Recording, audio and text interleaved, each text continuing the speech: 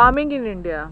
जब भी हम फार्मिंग के बारे में सोचते हैं तो हमारे दिमाग में ट्रेडिशनल मेथड्स आते हैं, बट अभी लैंडस्केप चेंज हो चुका है और अभी किसान नए टेक्निक्स अपना रहे हैं और अपनी खेती और अपने जीवन को एक नया रुख दे रहे हैं। ऐसी ही एक स्टोरी को आज मैं कवर कर रही हूँ, जो कि है सदमा गांव में, जो और मांझी से करीबन 20 किलोमीटर दूर है। यहाँ की फार्मिंग टेक्निक्स को देख के मैं सच में शॉक्ड हूँ कि किसान इस तरह से भी फार्मिंग कर रहे हैं और नई टेक्निक्स को अपना रहे हैं। जहाँ पहले एक क्रॉप सिर्फ उगती थी, अब वहीं पे 3 से 4 क्रॉप उग रही हैं।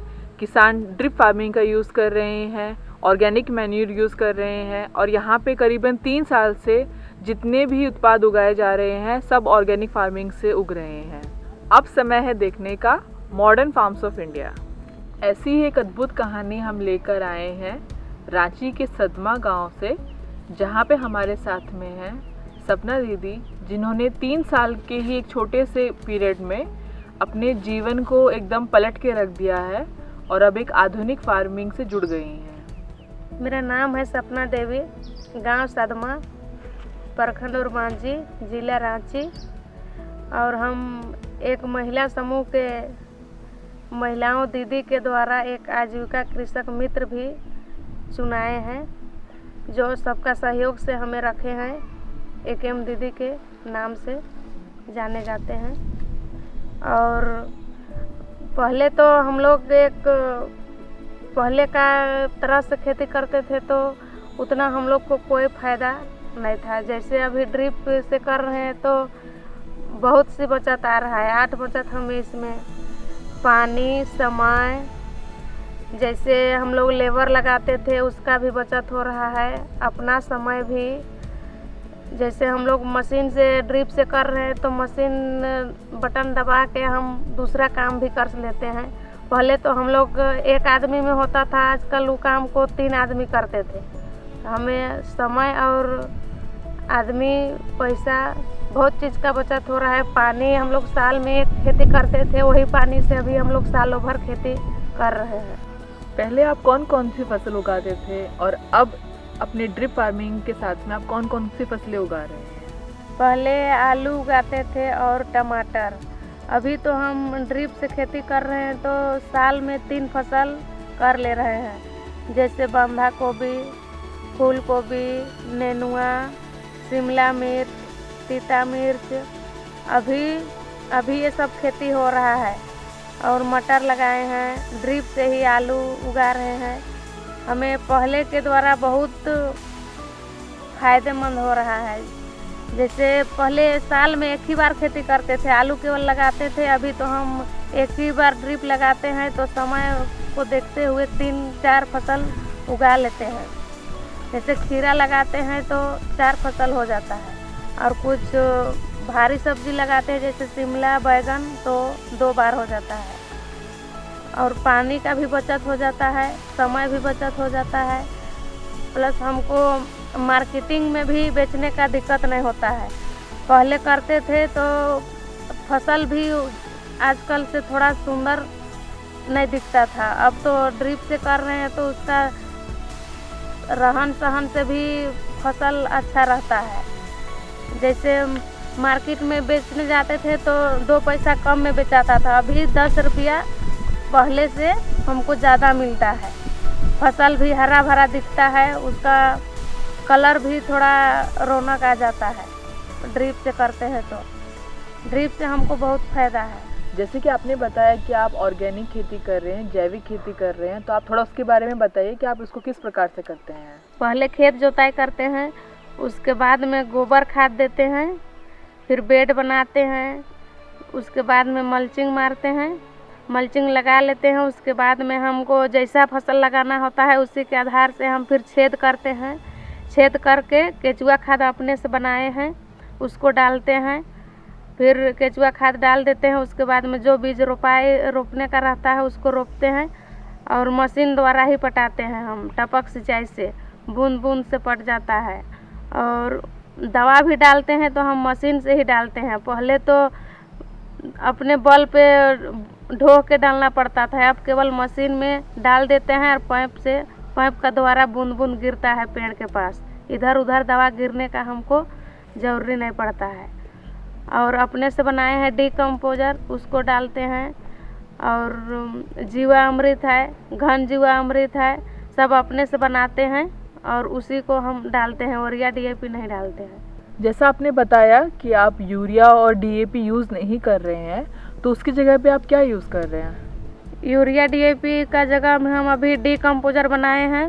जैसे एक ड्राम है, उसमें 200 लीटर पानी लिए हैं, 2 kg गुड़ डाले हैं और उसको 7 दिन तक एक छाया जगह में रख दिए हैं। तो उसी से डीकम्पोजर तैयार किए हैं, उसको डालते हैं। जब पत्ता हो जाता है 4-4 पत्ता का तो डालना स्टार्ट कर देते हैं और हम पूरा फल आने तक उसको यूज करते हैं। और जीवामृत बनाए हैं, जैसे गौमूत्र, दिया मिट्टी, लहसुन, मिर्चा और गुड़ सबको मिला के एक डब्बा में दवा तैयार करते हैं, फिर उसको डालते हैं। इसी तरह हम ऑर्गेनिक खेती करते हैं। ये है प्रो ट्रे। इसमें सपना जी इसमें अपना पौधा तैयार करती हैं। पहले इसमें बीज लगाया जाता है, उसके बाद जब बीज थोड़ा बड़ा हो जाता है फिर उसको हम खेत में ट्रांसफ़र करते हैं। सपना जी, आपने अभी इसमें क्या लगाया है? हम ये ट्रे में अभी हम तरबूज का बीज तैयार कर रहे हैं। अच्छा। पहले हम केचुआ खाद डाले, कोकोपीट पानी से पूरा मिला दिए, उसके बाद में सब गड्ढा में डाल दिए प्रो ट्रे में। उसके बाद में एक एक बीज गिरा दिए और ऊपर से ढक दिए। उसके बाद में हम ला के खेत में रख दिए। फिर बीज मेरा तैयार हो जाएगा, उसके बाद में खेत में फिर लेके डाल देंगे। ड्रिप इरिगेशन सिस्टम से किसान कम से कम पानी में अधिक से अधिक फसल उगा सकते हैं। इसी की मदद से आज किसान जहां एक फसल पहले उगाते थे, अब 3 से 4 फसल साल में उगा रहे हैं। इसकी एक और खासियत है, जैसे नॉर्मल समय में हम क्या करते हैं, खाद हाथ से दिया जाता है।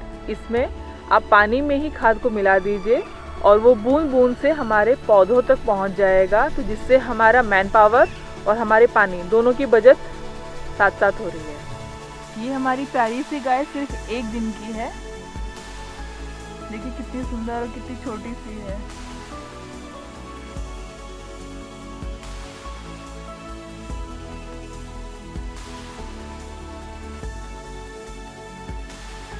मैं अभी हूँ ग्रीन हाउस सेटअप में, जहाँ किसान फूलों की खेती कर रहे हैं।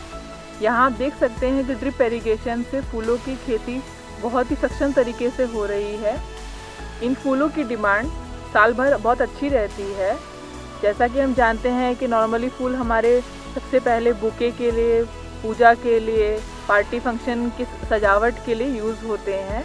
तो किसान अब खेती के साथ साथ फूलों की खेती में भी बहुत रुचि दिखा रहे हैं और इनसे आय का साधन भी बहुत अच्छा है। पिछले ही साल इसी खेत से 35 लाख के फूल बिके हैं। फूलों की खेती के लिए हमारा सही तापमान और सही वातावरण होना बहुत ज़रूरी है और इसमें हम ड्रिप इरिगेशन से जब हम इनका सिंचाई करते हैं तो पानी की खपत बहुत कम लगती है और हमारी मेहनत बहुत कम लगती है और ये बहुत ही अच्छे आय का साधन हमारा किसान भाइयों के लिए बन जाता है। जैसे कि आप यहाँ देख सकते हैं, आइसबर्ग लेटस जैसी भी चीज़ें यहाँ उगाई जा रही हैं। जनरली इसको जानते होंगे, जब आप बर्गर खाते होंगे तो बर्गर के अंदर आप लेटस पाते हैं, तो यही वो लेटस है जो यहाँ ऑर्गेनिक फार्मिंग से उगाया जा रहा है। अभी हम लोग मिलते हैं JSLPS के फील्ड कोऑर्डिनेटर मोबिन जी से और जानते हैं JSLPS की इस प्रोजेक्ट में क्या भूमिका रही है। मोबिन जी। जी मैम, जैसे कि देखें यहाँ पे हम लोग जो आज ड्रिप इरिगेशन में खेती हो रही है, जो JSLPS की जो भूमिका है यहाँ पे ये कि पहले लोग फ्लड इरिगेशन करते थे, आज ड्रिप इरिगेशन में लोग खेती कर रहे हैं। ड्रिप इरिगेशन खेती करने से ये फायदा कि इनका मजदूरी का जो पैसा था वो भी बच रहा है, थोड़ा समय बच रहा है और सबसे मोस्टली चीज़ देखा जाए तो जो हमारा पानी का जो झारखंड में सबसे ज़्यादा कमी है कि मोस्टली एक ही क्रॉप ले पाते थे और आलू की फसल ले पाते थे। आज हम लोग ड्रिप इरिगेशन दिए हैं तो मोस्टली 3 क्रॉप ले रहे हैं और उसके साथ लोग जैविक खेती भी कर रहे हैं। जैविक खेती करने पे ये होता है कि इनको जो पेस्टिसाइड में जो इनका पैसा खर्चा होता था, जो हमारा पेस्टिसाइड में जो भी पैसा लगता था वो ज़्यादा खर्चा होता था, वो आज कम हो रहा है क्योंकि ये लोग अपने गांव में जानवर भी पालते हैं, उसका गाय का मूत्र से, गोबर से। आज ये लोग उसको यूज़ करके अच्छा प्रोडक्शन करें और अच्छा प्रोडक्शन करें तो जैविक प्रोडक्शन जो भी है उसका आपका रेट भी मार्केट में रेट वैल्यू भी ज़्यादा है और प्रोडक्शन भी ज़्यादा है। जो लोग 25 डिसमिल से शुरुआत किए थे, आज 8 एकड़, 10 एकड़, 15 एकड़ तक हमारे ओरमांझी ब्लॉक के सदमा गांव में या बगल के गांव में लोग खेती कर रहे हैं। इससे चल करके फिर जब 3 क्रॉप लेने लगे तो इसके साथ साथ सब्जी तो ये उगा ही रहते हैं, सब्जी की खेती कर ही रहते ड्रिप से। अब ये लोग फ्लावर्स की खेती कर, जैसे बगल में लीलावती देवी जी ने आपका क्या कहते हैं जरबेरा का खेती किया हुआ है। तो वो फूल क्या है कि जैसे कि कोई भी जब त्यौहार आता है या कोई मैरिज एनिवर्सरी होती है, मैरिज होता है, हैप्पी बर्थडे होता है, तो लोग उसमें ये फूल बेच के अपने आजीविका को आगे बढ़ाने का काम जसल पीएस इसमें इनको फुल सहयोग कर रहा है।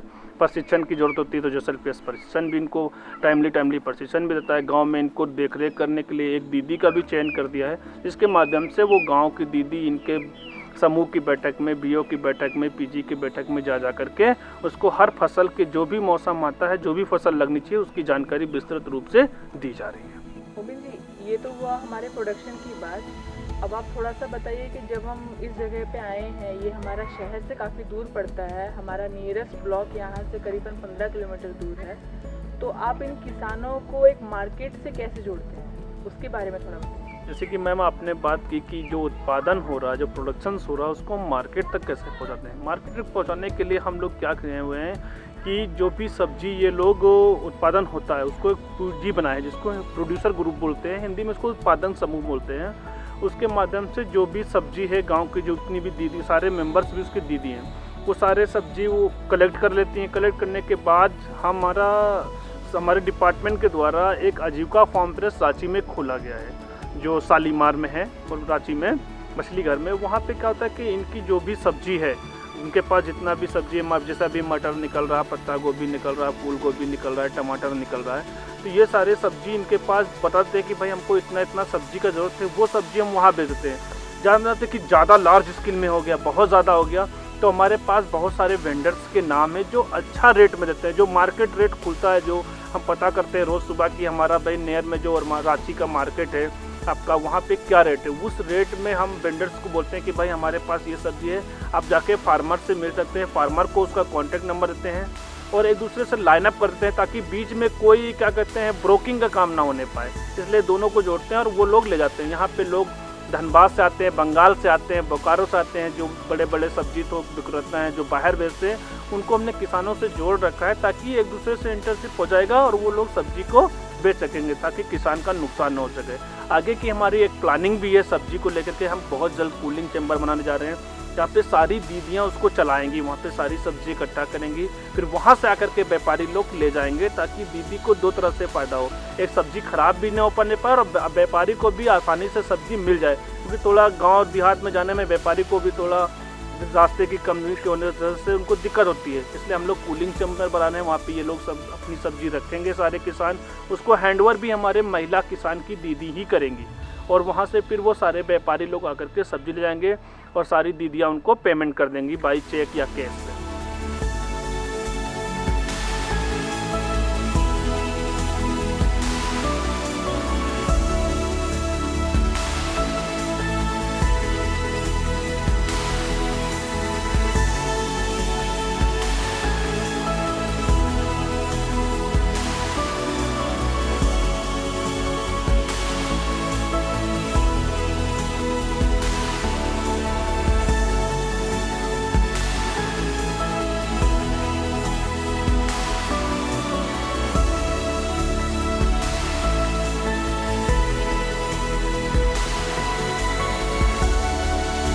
अगर आपको ये वीडियो अच्छी लगी हो तो please like, share and subscribe. और कुछ आपको डाउट्स हो, क्वेरीज हो, तो आप कमेंट्स में लिख सकते हैं। Bye bye.